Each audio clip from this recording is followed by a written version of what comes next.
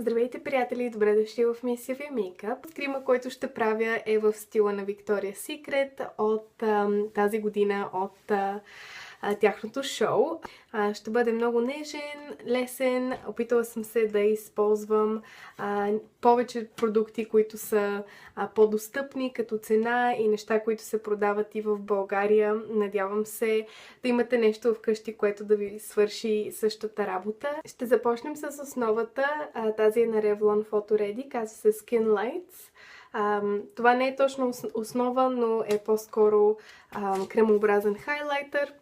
Но аз ще го използвам отдолу, за да може кожата да изглежда малко по-сияеща.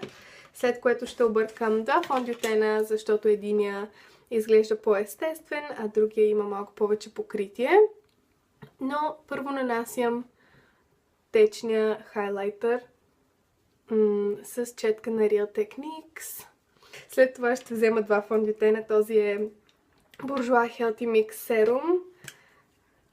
И двата фондютена са една идея по-тъмни от моята кожа, защото е зима и кожата ми е доста светла и искам да направя да изглежда така все едно, че имам лек тен. И ще използвам и на Revlon Photo Ready фондютена.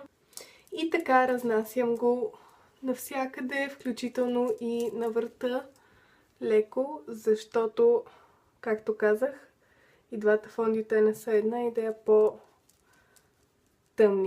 Там, където ми трябва повече покриваемост, ще използвам същата четка, но вместо да разнасям с нея, ще натискам. Защото с четка, която има много косъмчета, но са къси, когато натискате, излиза повече от продукта и е много лесно да скриете червени петънца и всичко, което не бихте искали да се вижда. Разбира се, няма как да направя така, че да не се вижда релефа на моето лице, но както казах, не можем да го променим, така че ще трябва да се примирим. Сега ще добавим и малко коректор, защото определено се нуждае от това. И ще използваме коректора също така за нещо като хайлайт. Първо ще използвам L'Oreal Visible Lift.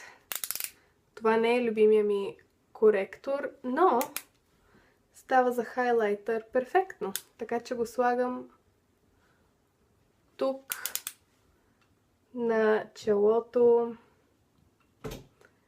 също така на носа,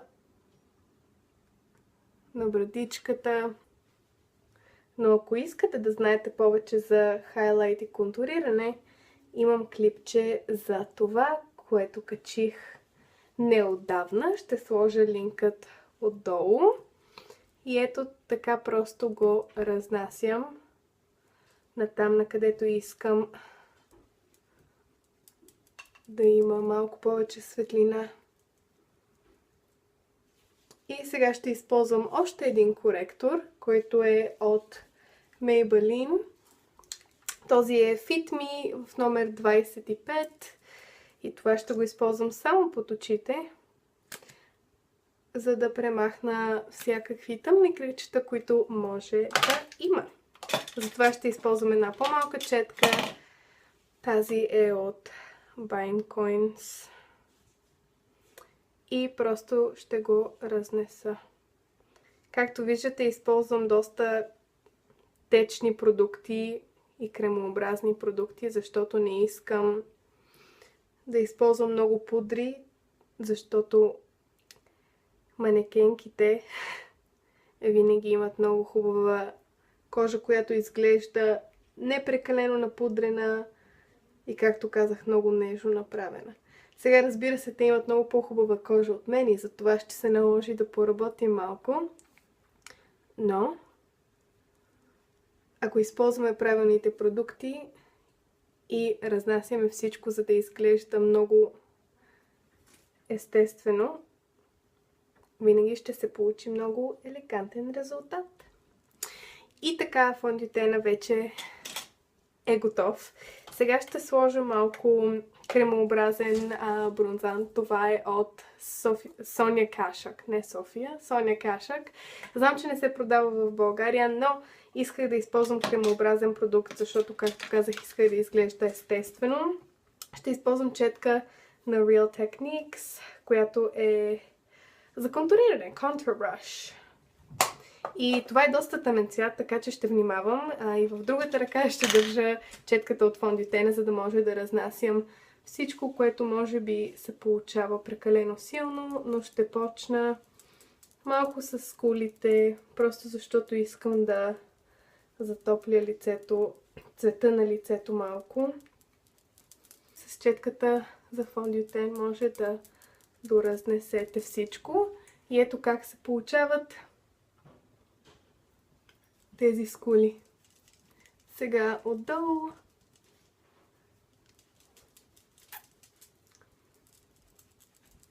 И просто трябва да е много добре разнесено, за да изглежда по-естествено. Сега и другата страна ще внимавам, защото имам няколко огромни приятни приятелчета точно на бузата.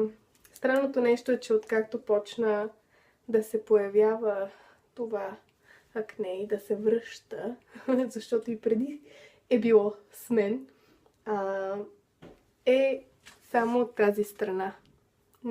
Не толкова от тази страна. Не мога да разбера причината, но определено съм щастлива, че е само от една страна, защото е предостатъчно. Разбира се, аз правя всичко възможно да се грижа за кожата си и да я пазя чиста, но тъй като на работата ми нося много грим, не винаги е възможно да я остава да диша.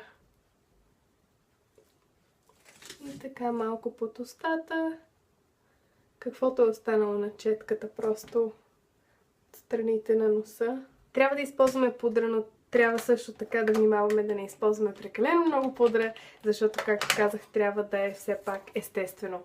Аз ще използвам тази на ELF, която се казва Complexion Perfection. Главно я използвам, защото не е прекалено матираща и изглежда доста естествено, защото не искам да скрия всичкия контур, който направихме току-що.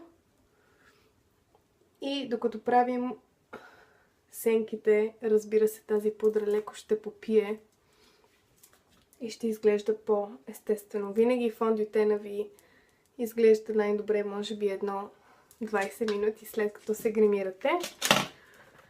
Така, сега ружа ще го оставим за по-късно, защото мисля, че е важно да видим как ще изглеждат сенките. За основа ще използвам ето това от Hard Candy. Това са кръвообразни сенки.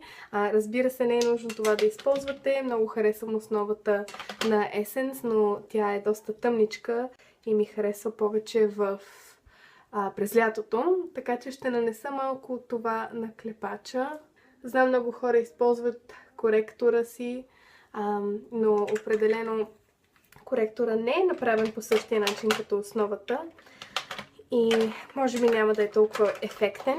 Сега ще работя от две палитрички и двете са на Essence и ги купих специално за това, така че не съм ги използвала и не съм сигурна дали ще ви харесат, но са много приятни цветове, на много достъпна цена са и така ги заглеждам от известно време и реших, че просто искам да ги взема. Също така ми харесва и опаковката, защото е много маничка и може човек да си я вземе в чантата.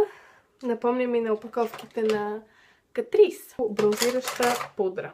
Може да използвате която си пожелаете. Тази, която аз използвам, е от Sephora и ще използвам това, защото е матова и много лекичко с ето такава четка. Ще го нанеса просто в скънката на окото. Това е палитрата All About Sunrise. И ще взема този приятен цвят, който прилича на шампанско, но е малко по-тъмен. И с четка на Real Techniques. Не знам дали взимам нещо от палитрата. Ще го нанеса на целият клепач. всъщност са доста приятни. Разбира се, не са много пигментирани, но са доста нежни и красиви сенките.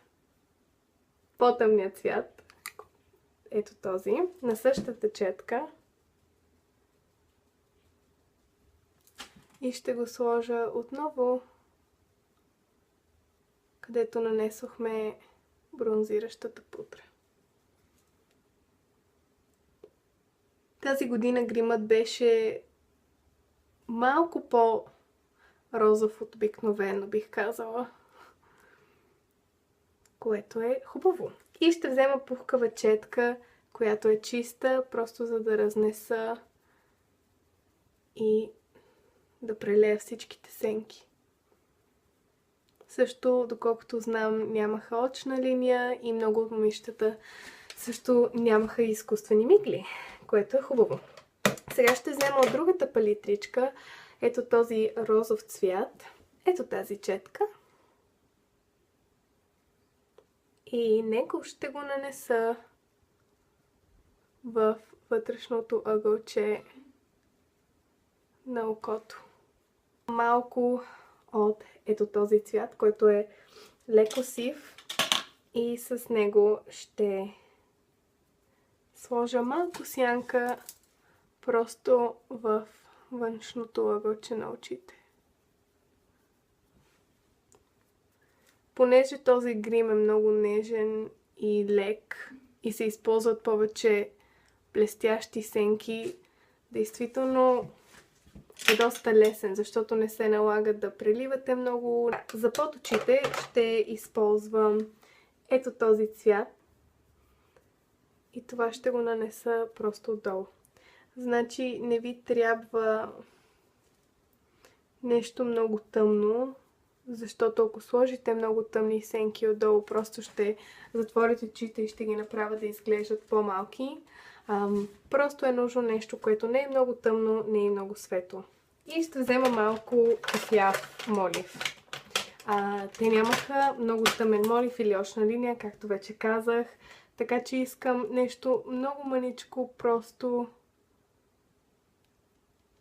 в външния ъгъл на окото, над миглите, за да изглеждат малко по-гъсти. И както виждате, не се старая, защото след малко ще го размажем. Просто ще разнеса този цвят, за да придаде ефекта на опушена очна линия. Сега хубаво ще извия миглите си. Използвам на Sephora Outrageous Volume. Това ми е една от любимите спирали. Защото имах любима спирала на Essence, но спряха да я произвеждат. И сега я намерих в Канада, но тъй като от моята работа имам много спирали, не исках да си я купа, защото знам, че просто ще стои и няма да я използвам. Или ако използвам нея, няма да използвам другите. Тя беше розовата на Essence. Казва се I Love Extreme. Няма да съм аз, ако не се омажа тук, там лекичко. Сега ще поправя това, което съм направила. Ако някога се намажете с спирала без да искате, може да изчакате да изсъхне и после с ето такава чечица просто отгоре леко да я премахнете. И ето спиралата и на долните мигли е готова. И както виждате, защото не сме използвали много черно около очите, те изглеждат доста така по-голями и отворени, което е хубаво. Така, първо ще разреша веждите. И понеже искам да са по-естествени от това, което правя във всекидневието, просто ще рисувам малки линийки, като косъмчета във всякакви посоки. Ще използваме и втори цвят отгоре, но ще бъде гел за вежди.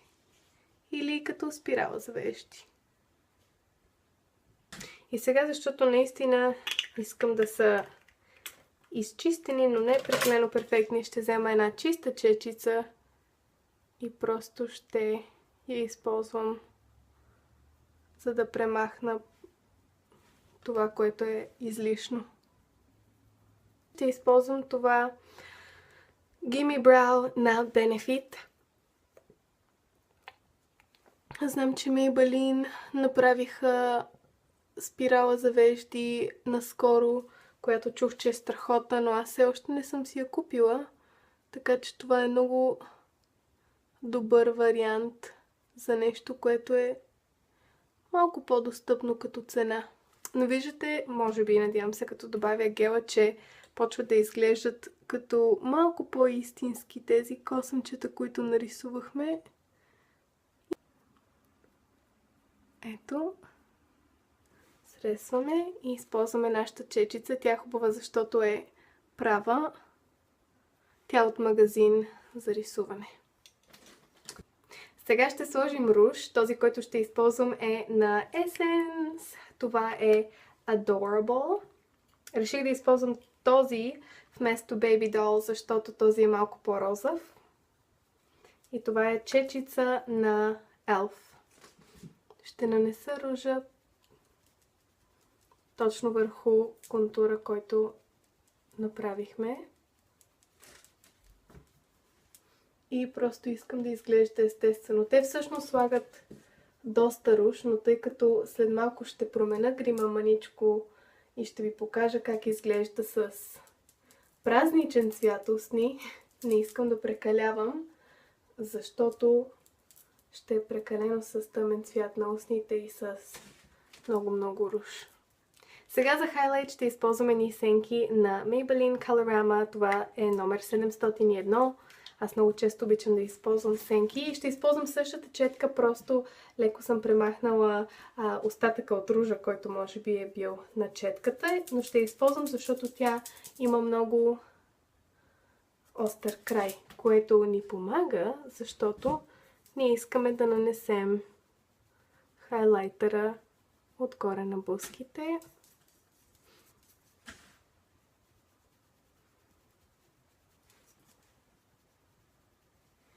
Отгоре на носа.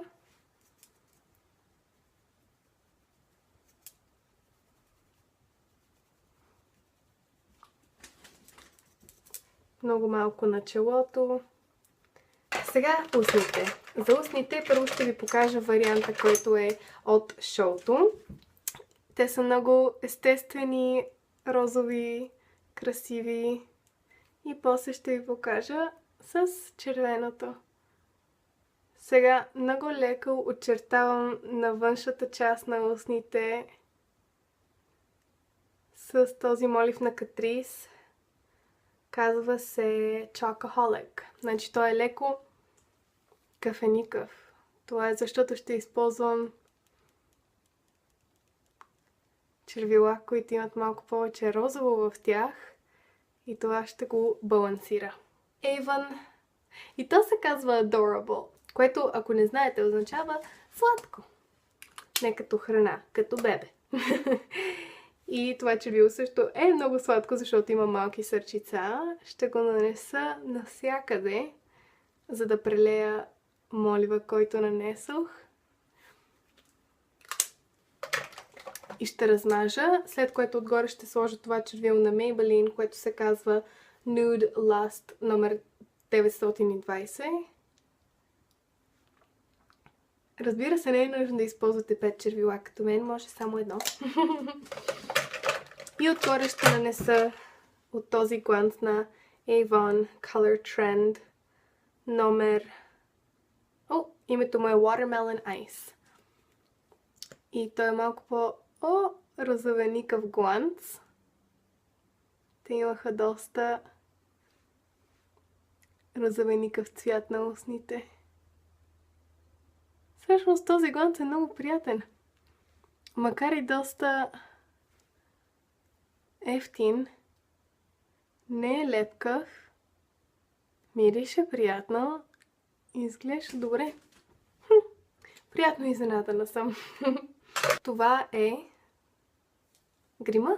Надявам се да ви харесва.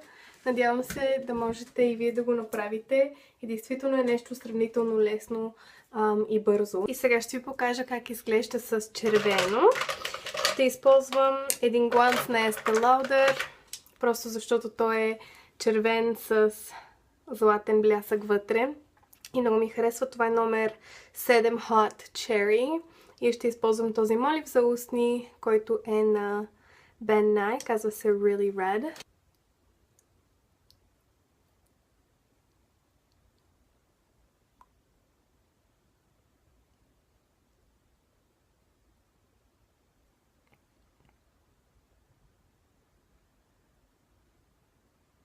Това е този крем с червеното червило. Както виждате е много по-празнично. Сега искам да добавя малко златни сенки и ще използвам от тази палитра златните сенки тук на малка чечица и всъщност ще ги използвам мокри, защото ще ги напръскам с спрей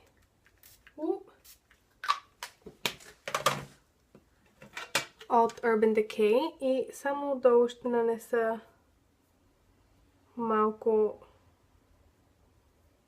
златен цвят.